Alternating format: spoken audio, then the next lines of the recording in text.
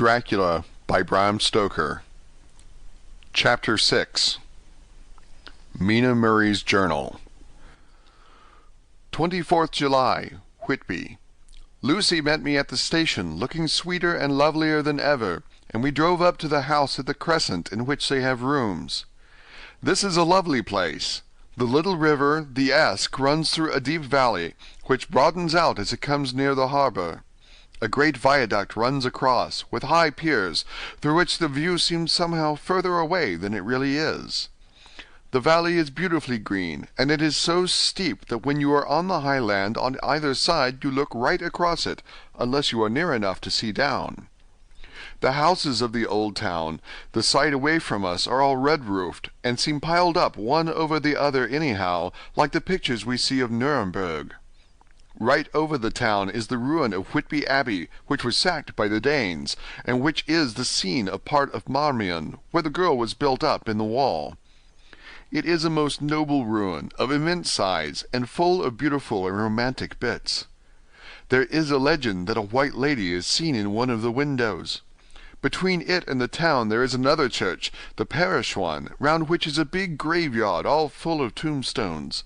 This is to my mind the nicest spot in Whitby, for it lies right over the town, and has a full view of the harbour, and all up the bay to where the headland called Kettleness stretches out into the sea. It descends so steeply over the harbour that part of the bank has fallen away, and some of the graves have been destroyed. In one place part of the stonework of the graves stretches out over the sandy pathway far below. There are walks, with seats beside them, through the churchyard, and people go and sit there all day long, looking at the beautiful view and enjoying the breeze. I shall come and sit here often myself and work. Indeed, I am writing now, with my book on my knee, and listening to the talk of 3 old men who are sitting beside me. They seem to do nothing all day but sit here and talk. The harbour lies below me, with, on the far side, one long granite wall stretching out into the sea, with a curve outwards at the end of it, in the middle of which is a lighthouse. A heavy sea-wall runs along outside of it. On the near side, the sea-wall makes an elbow crooked inversely, and its end too has a lighthouse. Between the 2 piers there is a narrow opening into the harbour, which then suddenly widens. It is nice at high water, but when the tide is out it shoals away to nothing, and there is merely the stream of the Esk, running between banks of sand with rocks here and there.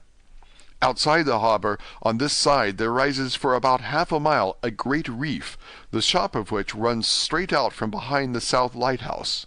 At the end of it is a buoy with a bell, which swings in bad weather, and sends in a mournful sound on the wind. They have a legend here that when a ship is lost, bells are heard out at sea. I must ask the old man about this. He's coming this way.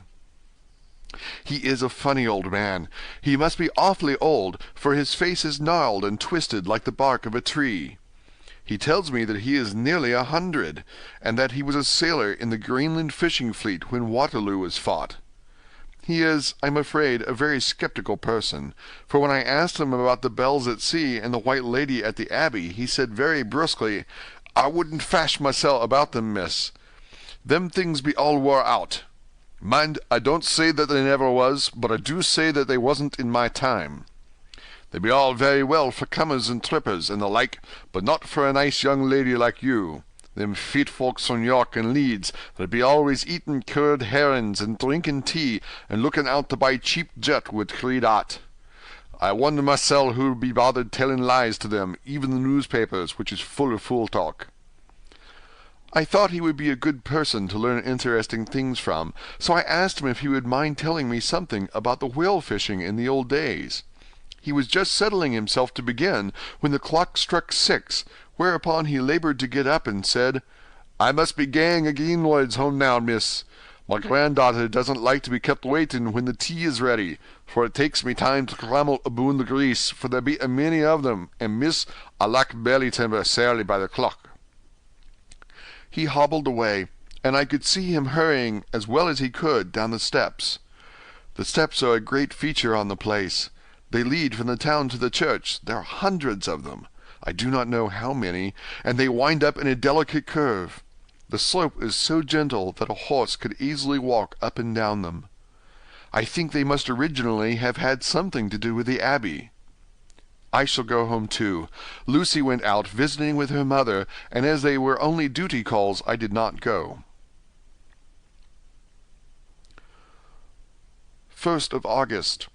I came up here an hour ago with Lucy, and we had a most interesting talk with my old friend and the 2 others who always come and join him. He is evidently the Sir Oracle of them, and I should think must have been in his time a most dictatorial person. He will not admit anything, and down-faces everybody. If he can't out-argue them, he bullies them, and then takes their silence for agreement with his views. Lucy was looking sweetly pretty in her white lawn frock. She has got a beautiful color since she has been here. I noticed that the old men did not lose any time in coming and sitting near her when we sat down. She is so sweet with old people. I think they all fell in love with her on the spot.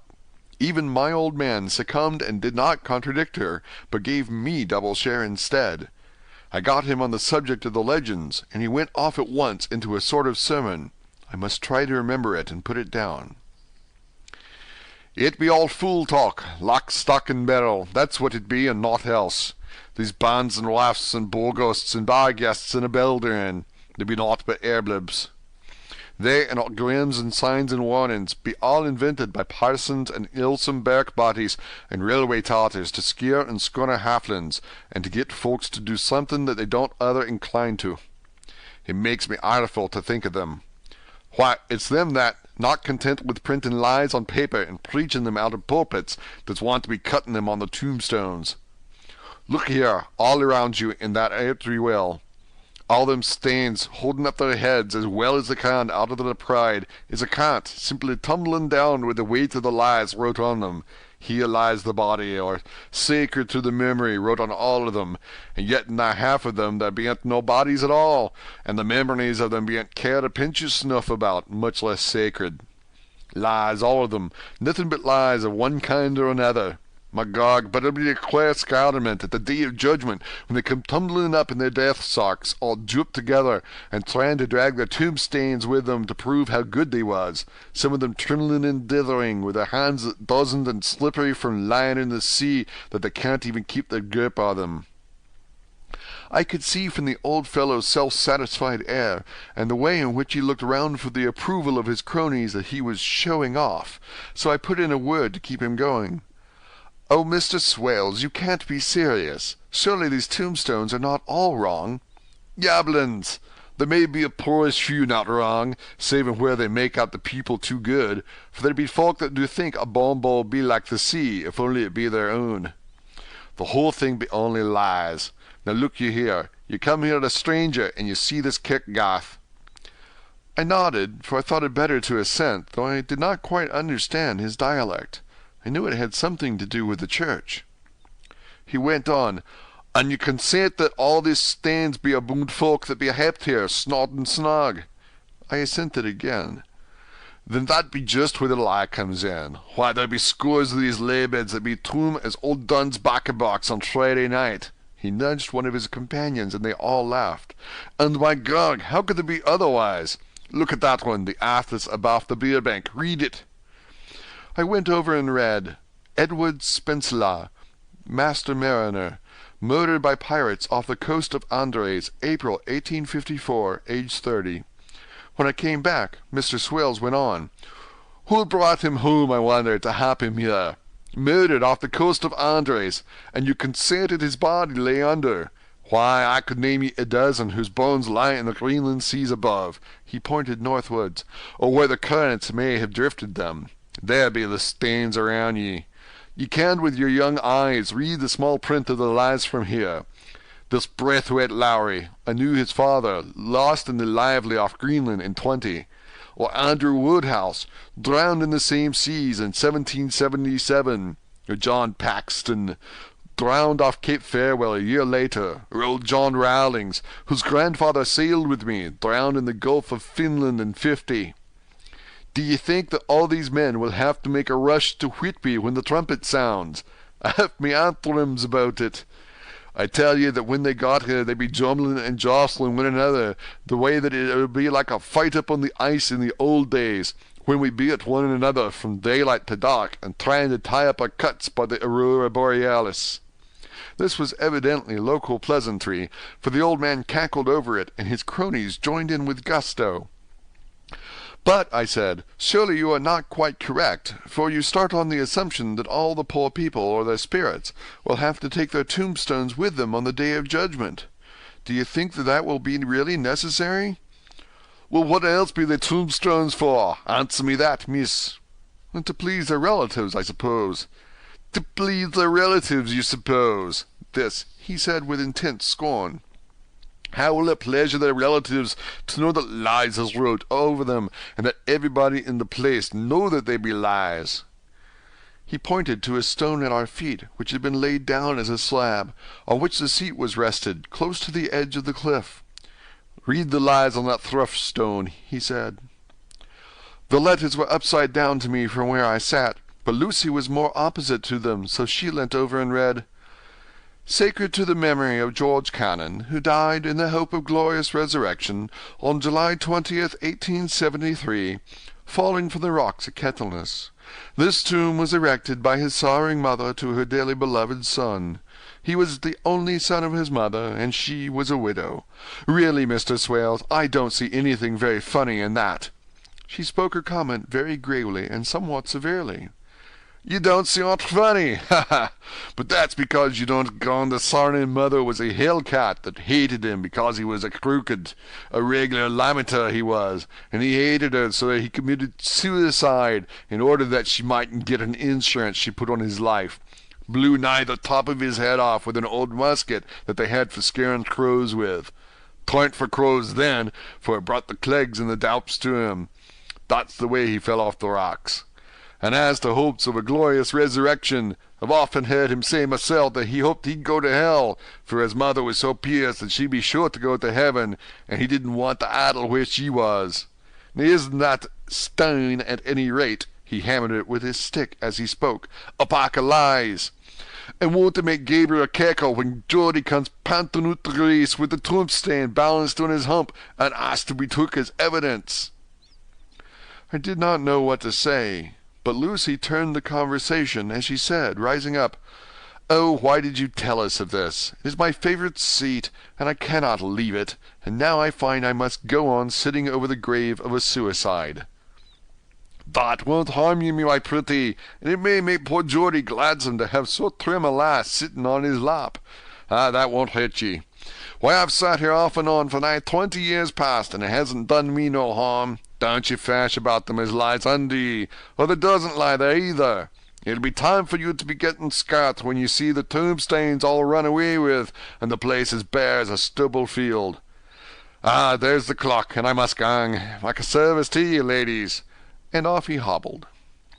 Lucy and I sat a while, and it was all so beautiful before us that we took hands as we sat, and she told me all over again about Arthur and their coming marriage. That made me just a little heartsick, for I haven't heard from Jonathan for a whole month.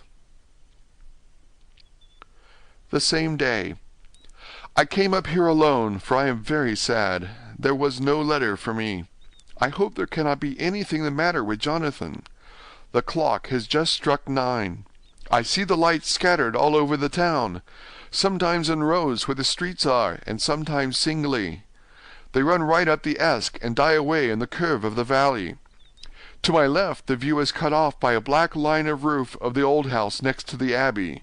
The sheep and lambs are bleating in the fields away behind me, and there is a clatter of donkeys' hooves up the paved road below. The band on the pier is playing a harsh waltz in good time, and farther along the quay there is a Salvation Army meeting in the back street. Neither of the bands hears the other, but up here I hear and see them both. I wonder where Jonathan is, and if he is thinking of me. Oh, I wish he were here. Dr. Seward's Diary. 5th of June. The case of Renfield grows more interesting the more I get to understand the man. He has certain qualities very largely developed: selfishness, secrecy, and purpose. I wish I could get at what is the object of the latter. He seems to have some settled scheme of his own, but what it is I do not know. His redeeming quality is a love of animals, though, indeed, he has such curious turns in it that I sometimes imagine he is only abnormally cruel. His pets are of odd sorts. Just now his hobby is catching flies. He has at present such a quantity that I have had myself to expostulate. To my astonishment, he did not break out into a fury, as I expected, but took the matter in simple seriousness. He thought for a moment, and then said, "May I have 3 days? I shall clear them away." Of course I said that would do. I must watch him. 18th of June.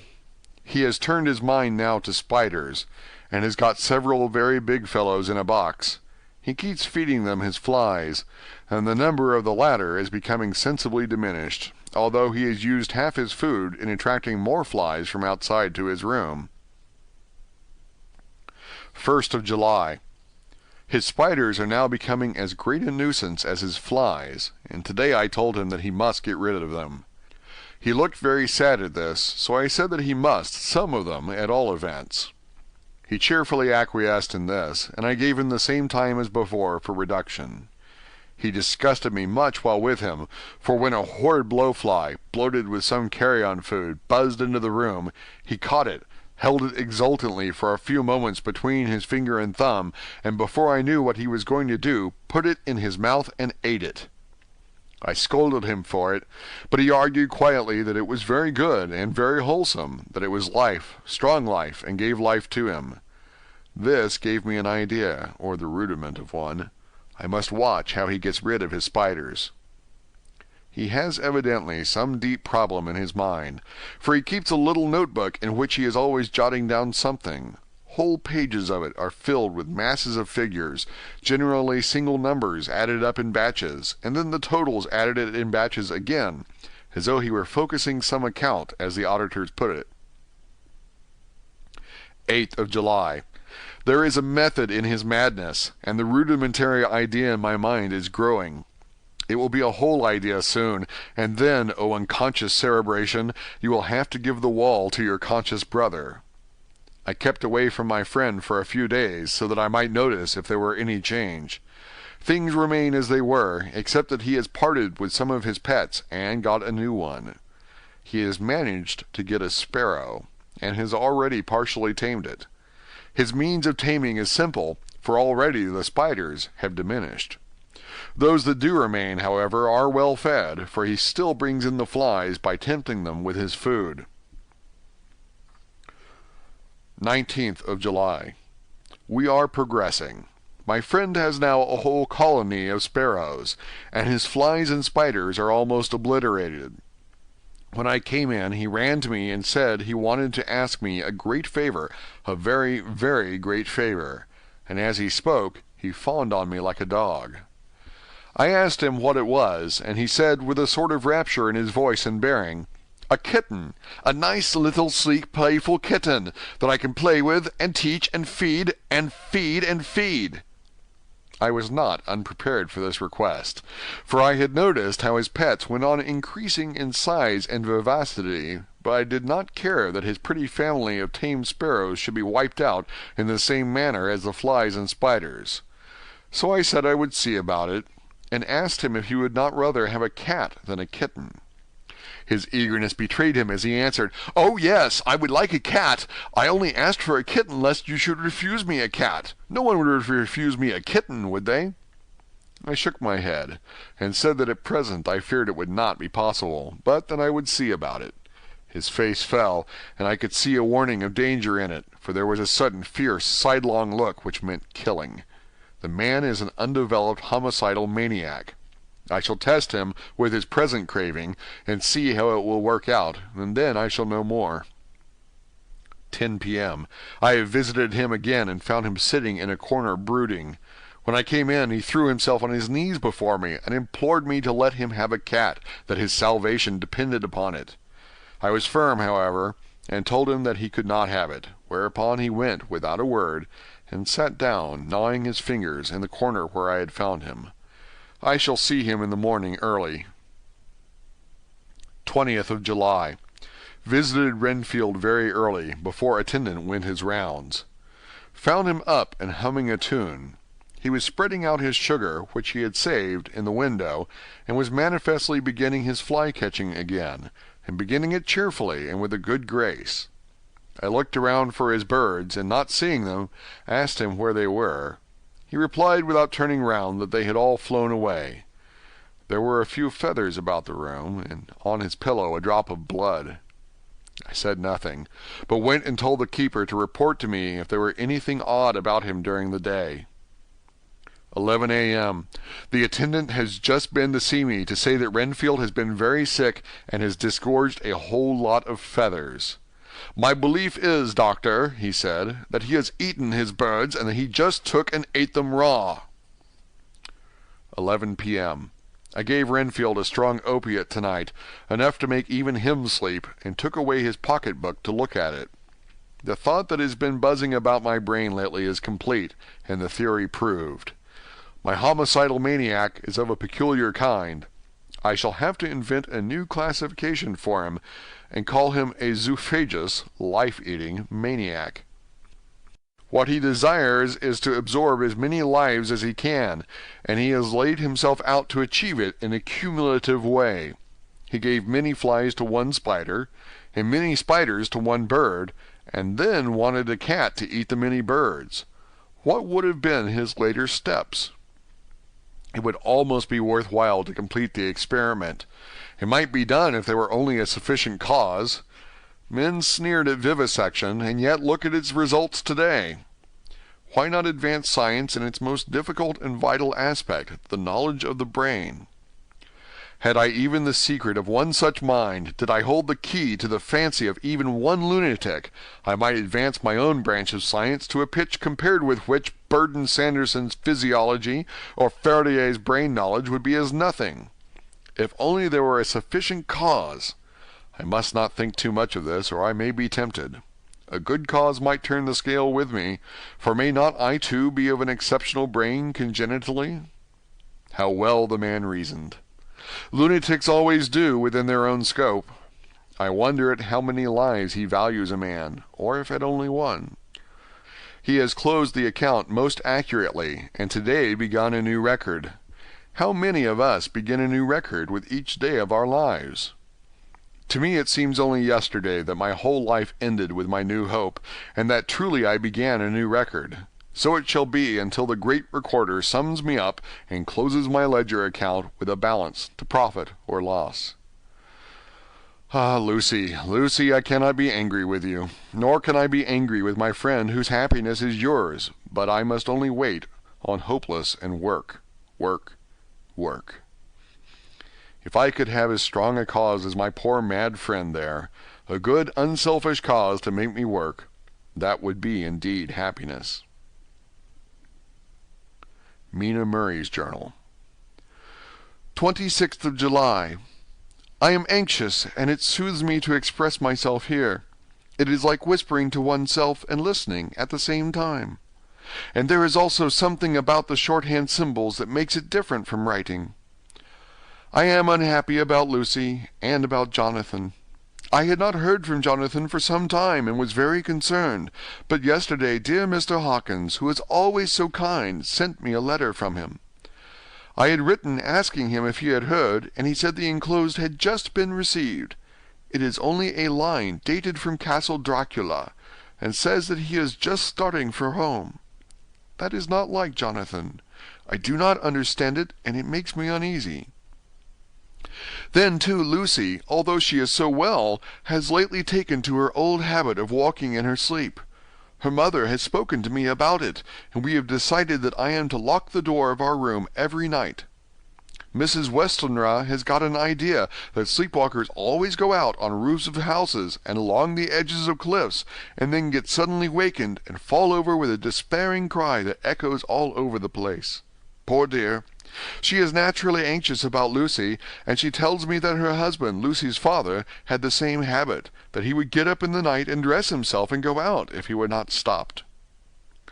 Lucy is to be married in the autumn, and she is already planning out her dresses and how her house is to be arranged.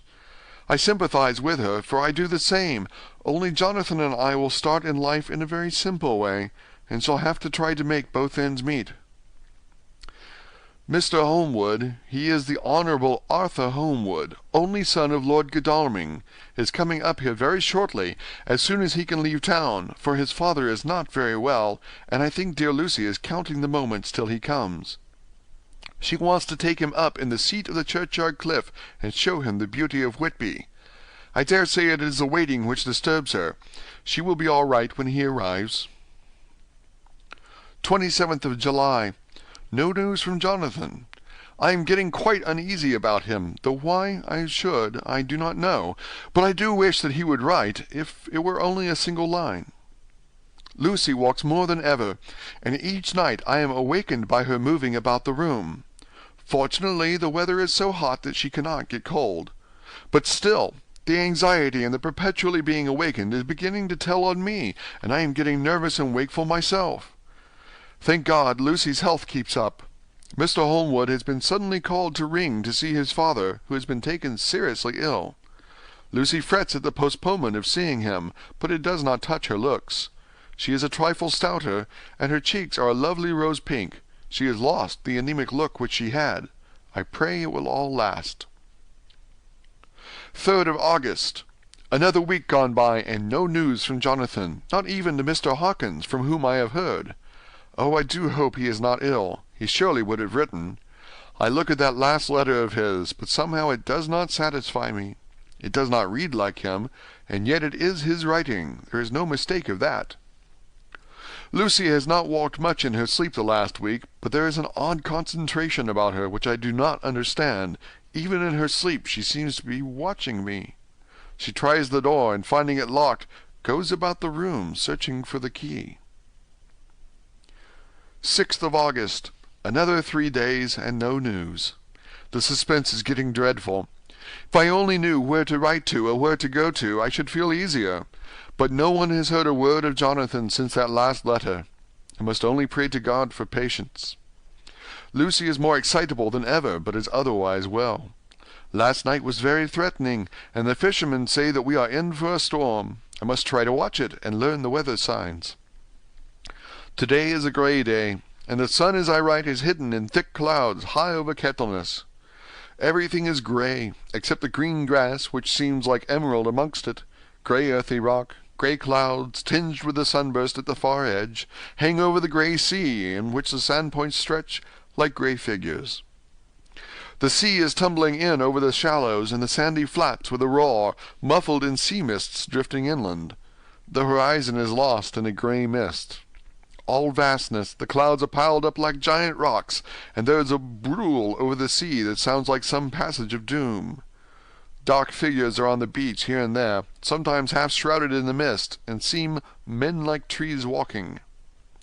The fishing boats are racing for home, and rise and dip in the ground swell as they sweep into the harbour, bending to the scuppers. Here comes old Mr. Swales. He is making straight for me, and I can see by the way he lifts his hat that he wants to talk.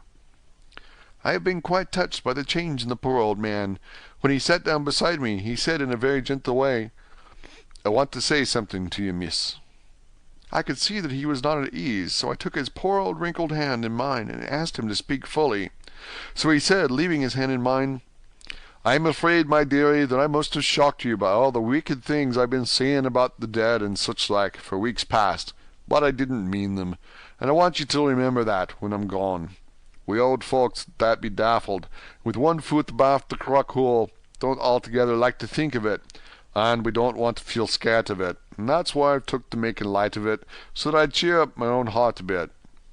But Lord love you, miss, I ain't afraid of dying, not a bit, only I don't want to die if I can help it.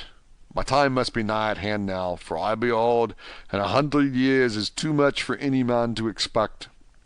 And I'm so nigh it that the old man is already whitting his scythe. You see, I can't get out of the habit of coughing about it all at once. The chaps will wag as they be used to. Some day soon the angel of death will sound his trumpet for me. But don't you dull and great, my dearie," for he saw that I was crying. "If he should come this very night, I'd not refuse to answer his call. For life be after all only a waitin' for something else than what we're doing, and death be all that we can rightly depend on. But I'm content, for it's comin' to me, my dearie, and comin' quick. It may be comin' while we be lookin' and wonderin'. Maybe it's in that wind out over the sea that's bringin' with it loss and wreck and sore distress and sad hearts. Look, look, he cried suddenly. There's something in that wind and in the host beyond that sounds, and looks and tastes and smells like death. It's in the air. I feel it comin'. Ah, Lord, make me answer cheerful when my call comes. He held up his arms devoutly and raised his hat. His mouth moved as though he were praying. After a few minutes' silence, he got up, shook hands with me, and blessed me, and said good-bye, and hobbled off. It all touched me and upset me very much. I was glad when the coast-guard came along with his spy-glass under his arm. He stopped to talk with me as he always does, but all the time kept looking at a strange ship. "I can't make her out," he said. "She's a Russian by the look of her. But she's knocking about in the queerest way. She doesn't know her mind a bit. She seems to see the storm coming, but can't decide whether to run up north in the open or to put in here. Look there again. She has steered mighty strangely, for she doesn't mind the hand on the wheel, changes about with every puff of wind. We'll hear more of her before this time tomorrow." End of chapter 6.